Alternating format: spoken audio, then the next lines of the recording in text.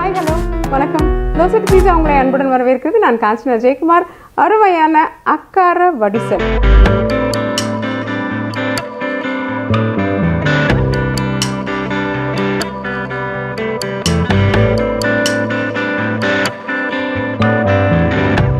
அக்காரவடிசல்னா என்ன அப்படின்னு நம்மளுக்கு ஒரு யோசனை இருந்ததுன்னா, இந்த சர்க்கரை பொங்கலை வெறும் பால்லையே வேக வைக்கிறது. சர்க்கரை பொங்கல் வந்து நம்ம பொதுவாக தண்ணி வச்சு வேக வைப்போம்.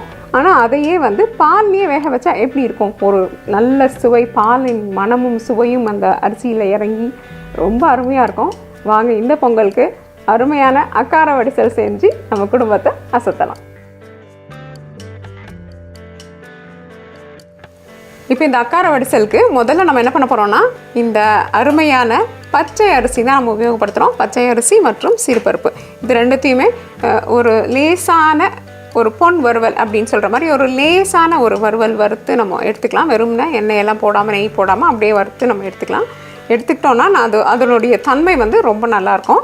அதை தவிர இங்கே நம்ம ஒரு முக்கியமான விஷயம் கவனிக்கணும். நீங்கள் தெரியாமல் அதிகப்படியான சிறுபருப்பு இதில் சேர்த்துட்டிங்கன்னா என்ன ஆகும்? பருப்பின் சுவை தான் உங்களுக்கு ரொம்ப தெரியும். அதில் பொங்கலின் சுவையில் வந்து இந்த அரிசியின் சுவை வந்து ரொம்ப குறைவாக தெரியும். அப்போ வந்து உங்களுக்கு ஒரு பருப்பு சுவை இருக்கே அப்படின்ற ஒரு எண்ணம் வரலாம்.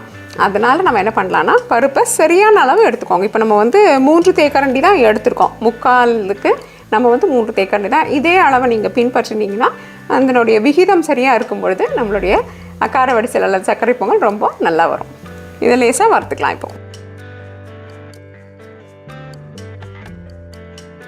இப்போ நம்ம அரிசி வறுத்துட்டே இருக்கும் பொழுது என்ன பண்ணலான்னா, வெல்லத்தை 1/2 டம்ளர் அளவு தண்ணீர் ஊற்றி நம்ம இதை கொஞ்சம் கரைய விடலாம். கரைஞ்சதுக்கப்புறம் இதில் இருக்கிற அழுக்கு கல்லை நீக்கிட்டு நம்மளுடைய அக்காரவடிசலில் பயன்படுத்த போகிறோம். இதற்கு வெல்லத்தின் அளவு வந்து பொதுவாக கொஞ்சம் அதிகப்படியாக இருக்கணும். ஏன்னா அப்போ தான் வந்து பாலின் சுவை இருக்கிறதுனால, பால் இதில் ஏற்கனவே இருக்கிறதுனால கொஞ்சம் வந்து வெல்லம் கொஞ்சம் தூக்கலாக இருந்தால் தான் நல்லாயிருக்கும் இதுக்கு. அதனால தான் நம்ம வந்து 1.25 டம்ளர் அளவுக்கான வெல்லத்தை இதில் உபயோகப்படுத்துகிறோம். இங்கே பார்த்தீங்களா, பெரிய நிறம் மாற்றமே இல்லாமல் லேசாக வறுபட்டிருக்கு. இந்த பக்கத்தில் நம்ம இதை எடுத்துடலாம். இப்போ நம்ம வெல்லத்தை அடுப்பில் வச்சு லேசாக அந்த வெல்லத்தை கரைய விடலாம். இப்போ நம்மளுடைய வெல்லம் முழுசுமாக கரைஞ்சி தயாராகிடுச்சு. இப்போ நம்ம என்ன பண்ணலான்னா, சர்க்கரை பொங்கல் தயாராகும் தருணத்தில் நம்ம இதை வடிகட்டி ஊற்றிக்கலாம். இப்போ நம்ம இந்த ப்ரெஷர் குக்கரில் நம்மளுடைய வறுத்த அரிசி மற்றும் பருப்பை வந்து வேக வைக்க போகிறோம். இங்கே கவனம் வச்சுக்கோங்க, நம்ம வந்து 3 டம்ளர் பால் சேர்த்து இதை வேக வைக்கணும். ஆனால் பொதுவாக என்ன ஆகும்னா, உங்களுக்கு பால் சேர்க்கும் போது அது பொங்கி வழிஞ்சிடும் இல்லைங்களா? அதனால் 2 டம்ளர் வரைக்குமே சேர்த்து இதை வேக வச்சுக்கலாம். அதுக்கப்புறம் எடுத்ததுக்கப்புறம் திரும்பவும் 1 டம்ளரை ஊற்றி நல்லா கிளறி விடலாம். இப்போ நம்ம இதை மூடி போட்டு 5லிருந்து 6 விசில் சத்தங்கள் வர வரைக்கும் குக்கரில் நம்ம வேக வச்சு எடுத்துக்கலாம். இப்போ நம்ம முதல்ல பொங்கல் செய்கிற பாத்திரத்தை அடுப்பில் வச்சுக்கலாம். அடுத்தது அதில் சிறிதளவு நெய் சேர்த்துக்கலாம்.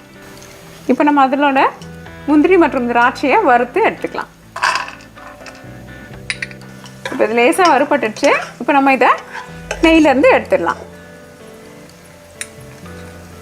இப்போ நம்ம குக்கரை திறந்து நம்மளுடைய அரிசி எப்படி வெந்திருக்குன்னு பார்க்கலாம்.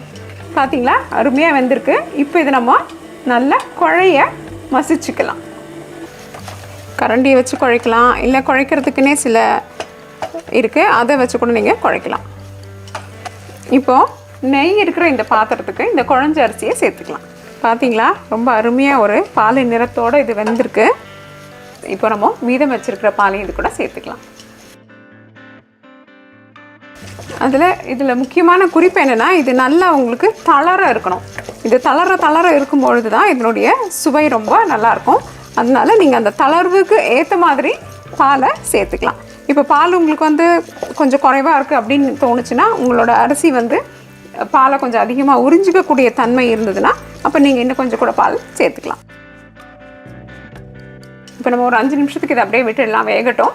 இந்த பால் வந்து முழுவதுமாக இந்த அரிசியில் உறிஞ்சிக்கிட்டதுக்கப்புறமா அதனுடைய தன்மை வந்து கொஞ்சம் மாறுபாடு இருக்கும். அந்த மாதிரி நம்ம இப்போ விடலாம் 5 நிமிஷத்துக்கு. இப்போ நம்மளுடைய அக்காரவடிசல் வந்து பால்லையே வந்து தயாராகிடுச்சு. இப்போ நம்ம இது கூட வெல்லத்தை சேர்க்கலாம்.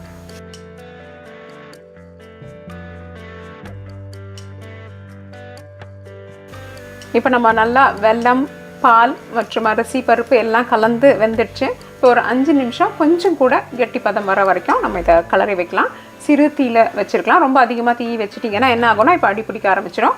அதனால் சிறு தீயில வச்சுருந்து இதை அப்படியே கலர்ந்து கொடுத்தீங்கன்னா 5 நிமிஷத்தில் ஒரு நல்ல பக்குவத்தில் இந்த அக்கார வடிசல் அல்லது சர்க்கரை பொங்கல் தயாராகிடும். இப்போ 5 நிமிஷத்துக்கு அப்புறம் பார்க்கலாம். இப்போ பார்த்தீங்களா என்ன ஒரு பக்குவத்தில் இருக்குன்னு, அதாவது குழைந்து எல்லாம் ஒன்றா சேர்ந்துருக்கு. அதே நேரத்தில் கெட்டியான பக்குவத்தில் இது இல்லை, கெட்டியான பக்குவத்தில் இது இல்லை, நடுநிலையில் இது இருக்குது. கட்டியாகவும் இல்லை தனியாகவும் இல்லை அப்படின்ற மாதிரி இருக்குது. பாருங்கள், அருமையான இந்த பக்குவத்தில் இதை நம்ம எடுக்கலாம். இப்போ நம்ம என்ன பண்ண போகிறோம்னா ஏலக்காய் மற்றும் பச்சை கற்பூரம் அதை லேசாக பொடிச்சிட்டு இது கூட சேர்க்கலாம்.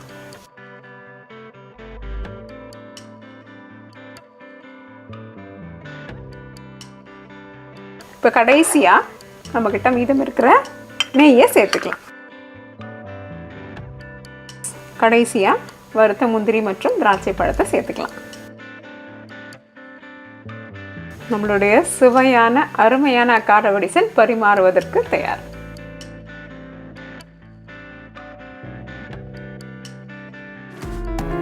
ஹாய், ஹலோ, வணக்கம். தோசைபிஸா உங்களை அன்புடன் வரவேற்கிறது. நான் காஞ்சனா ஜெயக்குமார்.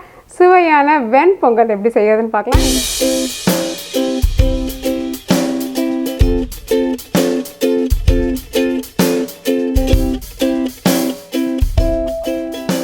இந்த வெண் பொங்கல் வந்து ரொம்ப அருமையான ஒரு சிற்றுண்டியாகும். இதை நல்ல சுவைப்பட அதே நேரத்தில் நம்மளுக்கு கடைகளில் கிடைக்கிற மாதிரியான ஒரு வெண்பொங்கல் சாப்பிட்ணுன்னு ஆசை இருக்கு இல்லைங்களா? அந்த மாதிரி ஒரு வெண்பொங்கலை எப்படி செய்யறதுன்னு இப்போ பார்க்கலாம். இப்போ ஹோட்டல் பாணியிலே நம்ம இந்த வெண்பொங்கல் தயார் பண்ண போகிறோம். இந்த வெண்பொங்கல் வந்து நல்லா மிருதுவாக மெத்துன்னு அதே நேரத்தில் சுவையாகவும் இருக்கும். பொதுவாக நம்மளுக்கு சில நேரம் என்ன ஆகிடும், ரொம்ப கட்டிமாகிடும் பொங்கல். அப்போ சாப்பிட்றதுக்கு ஆறுனதுக்கு அப்புறமா சாப்பிட்றதுக்கு ரொம்ப கஷ்டமாக இருக்கும். அப்படி இல்லாமல் எப்படி பொங்கல் செய்கிறதுன்றதை நம்ம இப்போ பார்க்குற போகிறோம். இப்போ நம்மளுடைய கழுவின அரிசி மற்றும் பருப்பு தயாராக இருக்குது. இப்போ அது கூட தேவையான அளவு உப்பு சேர்த்துக்கலாம். 1 கப்பு அரிசிக்கு 4 டம்ளர் தண்ணீர் ஊற்றணும் நம்ம. இப்போ நம்ம என்ன பண்ண போகிறோம்னா அது கூட 2 அல்லது 3 தேக்கரண்டி எண்ணெய், சமைக்கிற எண்ணெய் ஊற்ற போகிறோம். மிளகு, ஜீரகத்தை சேர்த்துக்கலாம். இப்போ நம்ம குக்கரை மூடி 4லேருந்து 5 ப்ரெஷர் விசில் அல்லது நல்ல சாதம் வேகிற வரைக்கும் இதை வச்சுக்கலாம். குக்கர் உபயோகப்படுத்தாதவங்க பெரிய பாத்திரங்களில் வச்சு உபயோகப்படுத்தும் பொழுது இதே அளவு தண்ணீர் வைத்து சிறு தீயில வச்சு இதை வேக வைக்கலாம்.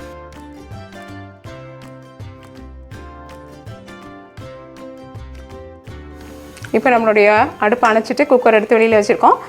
இதுக்கு சூடு ஆறணுன்னா எப்படி இருக்குன்னு பார்க்கலாம். அதுக்குள்ளார நம்ம தாளிக்கிறதுக்கு என்ன பண்ண போகிறோம்னா இந்த மிளகு, ஜீரகம், சிறிய துண்டு இஞ்சி மற்றும் சிறிய துண்டு பச்சை மிளகாய், முழு பச்சை மிளகாய் நான் உபயோகப்படுத்தலை, சிறிய துண்டு தான் உபயோகப்படுத்துகிறேன். அதை இதில் போட்டு நம்ம இடித்து எடுத்துக்க போகிறோம். ஏன் இடித்து எடுக்கிறோன்னா அது ஒன்றும் பாதியமாக இருக்கும் பொழுது அந்த சுவை வந்து ரொம்ப நல்லாயிருக்கும். இல்லை நீங்கள் மிக்சரில் பொடிச்சிட்டிங்கன்னா என்ன ஆகிடும், ரொம்ப பொடியாயிடும். அப்போது அதனுடைய சுவை வந்து மாறுபாடு இருக்கும். அப்படி நீங்கள் மிக்சர் உபயோகப்படுத்துறதா இருந்தால் ஒரே ஒரு சுற்றி எடுத்துடுங்க.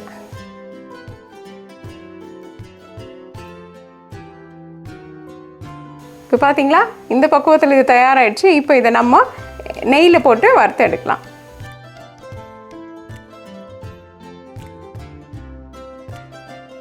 இப்போது நம்ம சூடோடு இதை என்ன பண்ணணும்னா லேசாக குழைக்கணும். அதாவது ஒரு அழுத்தமாக கொடுத்து இதை குழைக்கும் போது என்ன ஆகும், ஒன்றும் பாதியமாக அங்கங்கே இருக்கும். அப்போ தான் இதனுடைய சுவை நல்லாயிருக்கும். இப்போது பொங்கல் தயாராகிடுச்சு. வாங்க தாளிக்கிறத பண்ணலாம். இப்போ ஒரு வாணலியை சூடு பண்ணிக்கலாம். அதில் 2 அல்லது 3 தேக்கரண்டி நெய், அதாவது உங்களுக்கு பிடிச்ச மாதிரி அளவில் நெய்யை உபயோகப்படுத்திக்கலாம். முந்திரி பருப்பு சேர்த்துக்கலாம். இப்போது நம்ம இடித்து வச்ச பொருட்களை சேர்த்துக்கலாம்.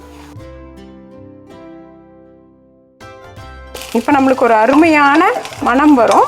அந்த மணத்தை உள்வாங்கிக்கிட்டே நம்ம இப்போ என்ன பண்ணலான்னா இந்த பாலை இது கூட சேர்க்கலாம்.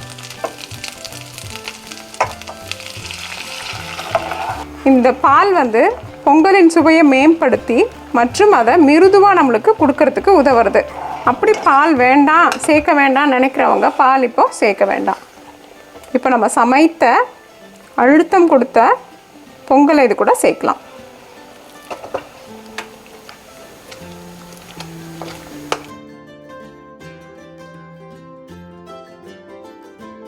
கடைசியாக இது கூட கருவேப்பிலைகளை சேர்த்துக்கலாம். இப்போ நம்ம ஒரு சின்ன கிண்ணத்தில் நல்லா நெய் தடவிக்கலாம். அதுக்கப்புறமா அதில் பொங்கலை போடலாம்.